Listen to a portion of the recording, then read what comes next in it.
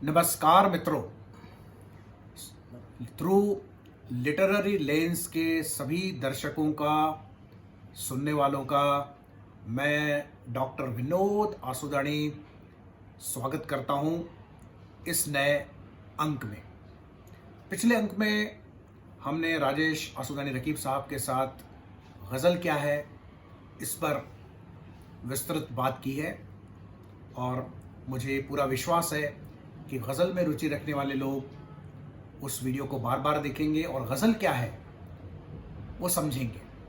तो दोस्तों, जैसे कि कहते हैं कि थ्योरी के बाद एक प्रैक्टिकल भी होना चाहिए, तो आज हम एक बहुत ही खूबसूरत दिलकश शायर से उनकी एक दिलकश गज़ल सुनने की दरख्वास्त करेंगे। जी हाँ, आप देख रहे हैं हमारे शायर जनाब राजेश आसुदानी रकीब साहब हैं, जो हिंदी, उर्दू, सिंधी तीनों ज़ुबानों में गज़ल कहते हैं। इनकी 3-4 किताबें शाया हो चुकी हैं।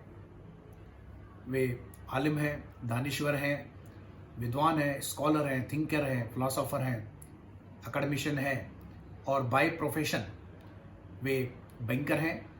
रिजर्व बैंक ऑफ इंडिया में आप असिस्टेंट जनरल मैनेजर के पद पर कार्यरत हैं। आपने LLM कर रखा है। आप दिमाग से लॉयर और दिल से शायर हैं रकीब साहब। तो इस महफिल में आपका बहुत बहुत स्वागत। शुक्रिया विनोद भाई, बहुत बहुत शुक्रिया आपका।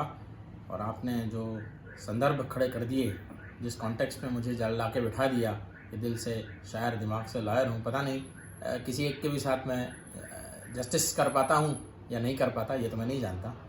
तो यही तो साहब गज़ल है, यही तो आपने गज़ल का मौजू छोड़ दिया कि एक शेर में एक बात, जी, दूसरे शेर में दूसरा मौजू ले आते हैं।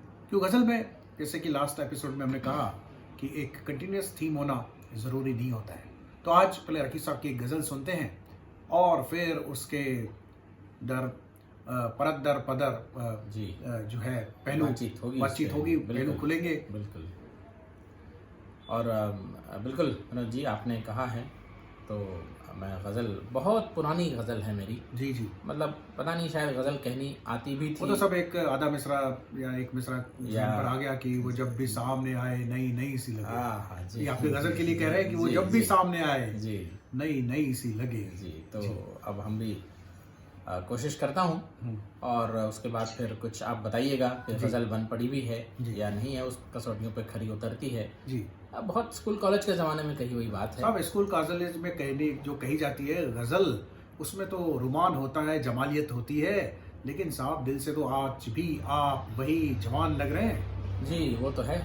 अभी तो मैं जवान हूँ, कहा है ना। जी जी ऐसे जी। तो देखिए, वैसे तो आपने यूँ कहा कि गज़ल में थीम अलग अलग होता है शेरों में, पर इसमें थोड़ा सा अपवाद शायद आपको मिले। मुसलसल गज़ल जिसको कहते हैं। मुसलसल पूरी तरह भी नहीं, पर हाँ, कुछ तो है। जी, जी। इसमें कुछ तो बात जी, है। जी, तो जी, मतलब हाजिर है हाँ कि बस्ती ये आंसुओं की भी हाँ हाँ, आबाद ना रही, बस्ती ये आंसुओं की भी आबाद ना रही। अपने वजूद की ही अब बुनियाद ना रही। वाह वाह वाह वाह वाह। बस्ती ये आंसुओं की भी आबाद ना रही, अपने वजूद की ही अब बुनियाद ना रही। और तारीकियों सी उम्र लगी उससे बिछड़े तो, वाह वाह वाह। तारीकियों सी उम्र लगी उससे बिछड़े तो, हाँ, बरसों में उसकी याद भी अब याद ना रही। वाह वाह वाह, मुकर्रर। तारीकियों सी उम्र लगी उससे बिछड़े तो, बरसों में उसकी याद भी अब याद ना रही। उसने भी रूठना तो मुकद्दर से कम किया, हाँ हाँ, उसने भी रूठना तो मुकद्दर से कम किया, अपने लबों पे पहली सी फरियाद ना रही। वाह वाह वाह। अपने लबों पे पहली सी फरियाद ना रही। ये वक्त जिंदगी और तजुर्बे का है पयाम, ये वक्त जिंदगी और तजुर्बे का है पयाम। बस्ती जो उजड़ी थी सदा बर्बाद ना रही। वाह। ये वक्त जिंदगी और तजुर्बे का है पयाम। बस्ती जो उजड़ी थी सदा बर्बाद न रही। अब तेरे असर की का क्या कहें तुझसे ऐ फ़िज़ां। हाँ हाँ, अब तेरे असर की क्या कहें तुझसे ए खिजां खुशबू गुलों में थी जो तेरे बाद ना रही। वाह वाह वाह, खुशबू वाह वाह वाह, कि वाह, अब तेरे असर की क्या क्या कहें कहें? तुझसे ए खिजां वाह, खुशबू गुलों में थी हम्म, जो तेरे बाद ना रही। रही। और शेरों में क्या सुनाए रकीब, वाह, वो खुशी कहाँ। वो खुशी का, शेरों में क्या सुनाए रकीब, वो खुशी कहाँ। अपने गमों की भी वो अब तादाद ना रही। वाह वाह, अपने गमों की भी वो अब तादाद न रही। बस्ती ये आंसुओं की भी आबाद न रही। अपने वजूद की ही अब बुनियाद न रही। बहुत अपने खूब। वजूद की। बहुत खूब, बहुत खूब। हम गज़ल के मौजू पर आए, पर इससे पहले मैं जी। नाजरीन को और सामाइन को बताना चाहूँगा कि राजेश जी ने ये गज़ल तब लिखी थी जब वे स्कूल में जी। हुआ करते थे, करीब करीब 16-18 वर्ष। हाँ, मुझे वर्ष याद के है एक होंगे। बार स्कूल या कॉलेज से घर आके मैं टहल रहा था आंगन में। तो जी मैं ये कहना चाहता हूँ कि आप 17-18 जहां तक वर्ष मेरा की- याद है 30 जनवरी 1994 की बात होगी। जी, या मतलब 18 साल 16 जनवरी की भी हो 18 साल सकती के है। थे आप। जी, मैं ये कहना चाहता हूँ कि राजेश रकीब साहब की जो मादरी जबान है वो सिंधी है, जी। और आपने अंग्रेजी में अपनी तालीम हासिल की है, पर उस जमाने में भी जब आप 17-18 साल के थे, इस प्रकार की उर्दू में गज़ल कहना, मैं समझता हूँ माशाल्लाह। क्या आपकी ज़ुबान है, क्या आपके ख्यालात हैं इस गज़ल में। जो भी गज़ल के जानने वाले इस शो को सुन रहे हैं वो ज़रूर इस गज़ल पर अपना गौर फरमाएं कि किस प्रकार से वो गज़ल का मौजू एक एक शेर में जिस प्रकार से ख्यालों की बुनावट, ख्यालात आते हैं और जिस दम खम के साथ आते हैं, जिस शिद्दत के साथ आते हैं। और वो ज़माना तो यूँ होता है साहब, जब आप उस उम्र में होते हैं, एक लड़ उम्र में होते हैं, तो आपके अंदर एक वस्ल की जो है एहसास होता है। किंतु ये गज़ल जो है, हिजरो ये विसाल हिजरो का कुछ होता है, ये बात हिजर की होती है गज़ल आपके है अंदर। कि और आप मैं ये सबसे पहले जानना चाहूँगा राजेश जी जी। कि लोग कहते हैं कि मैच्योरिटी के साथ, उम्र के साथ जी। एक गम की शिद्दत महसूस करने की कुव्वत जी। इंसान के अंदर आती है, लेकिन आप 17-18 बरस की उम्र में ऐसा लगता है कि मानो आपने एक उम्र देख ली हो। तो यूं आप कैसे ख्यालात को पकड़ पाते हैं? जी हाँ, इस मामले में मैं दो बातें कहना चाहूँगा। वैसे तो निदा फाजली ने कहा है जी। कि अकेले गम से नई शायरी नहीं होती। हाँ हाँ, अकेले गम गम से से नई शायरी नहीं होती। ज़बाने मीर में गालिब का इम्तिजाज भी हो। वाह, तो अब ज़बाने मीर में गालिब का इम्तिजाज तो बिल्कुल नहीं था। जी, मैं उस ज़माने की जब बात करूं, कोई तालीम नहीं थी, कोई गज़ल का एक्सपोजर नहीं था, जी। कोई बात नहीं थी।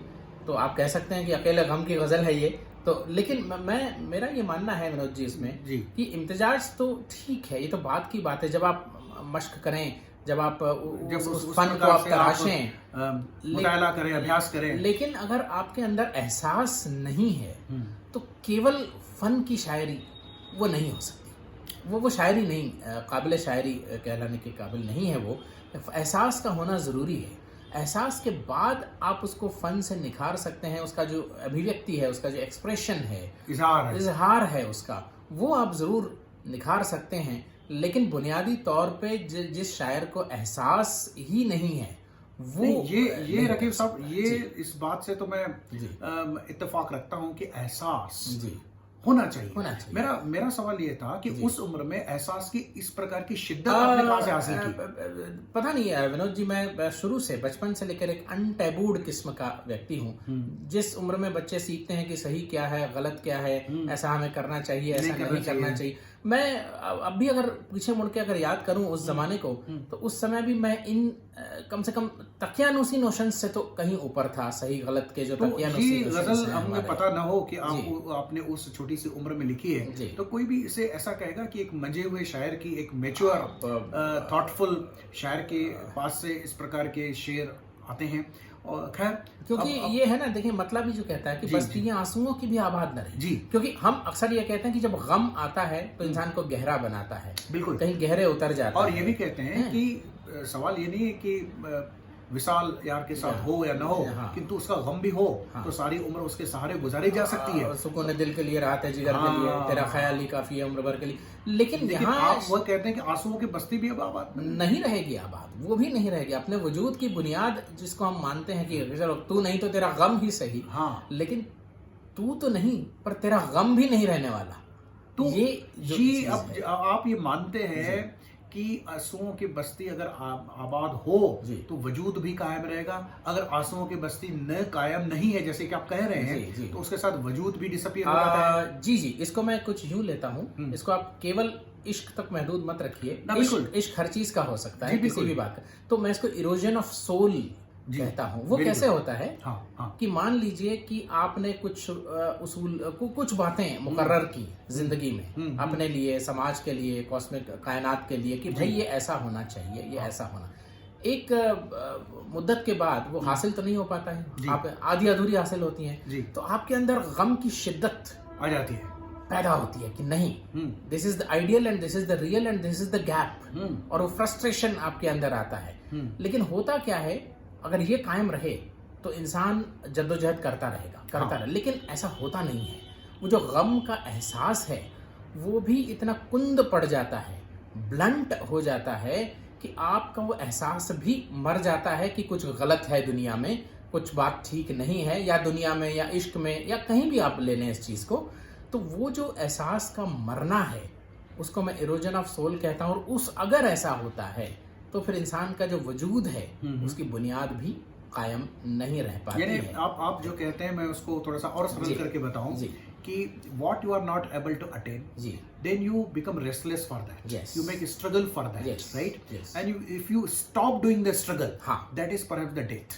बिल्कुल, आपका वो, क्योंकि you stop doing the struggle because आपका वो एक एहसास मर जाता है कि ये चीज ठीक यानी नहीं आपको है। मिले ना मिले, हासिल मिले। हो ना हो, लेकिन किंतु उसकी जो कोशिश है, कोशिश है, कम से कम जहनी कोशिश, वो तो मैं कहता हूँ ख्वाबों में कोशिश, ख्वाबों में भाई वो जारी रहे। जैसे दो साए कहीं दूर शराबों में मिले, तो शराबों में तो मिलिए कम से कम, और उसमें तो खुश रहे, उसमें तो खुश रहे, वो तो कोशिश तो बनी रहे। तो तब ये इंसान को मतलब जो जद्दोजहद है जिसको कहेंगे, जी, जो कश्मकश होनी वही चाहिए, वजूद की बुनियाद है, वही वजूद की बुनियाद है। तो आप एक बुनियादी बात उठा रहे हैं अपने इस शेर में। मैं अपने नहीं कहना चाहता, लेकिन 18 साल की उम्र में मैंने ये सबसे बड़ी ट्रेजेडी बयान कर दी है। जी बिल्कुल, इंसानी अस्तित्व की जो सबसे बड़ी ट्रेजेडी है। बिल्कुल। तो हम अगर मशीन बन जाए, जद्दोजहदी छोड़ दें, सोचना छोड़ दें, एहसासात छोड़ दें, तो फिर वो सही अर्थों में हमारी मौत है, या जैसे आप कह रहे हैं कि इरोजन ऑफ द सोल है। इरोजन ऑफ सोल है, मौत है, और वो केवल एक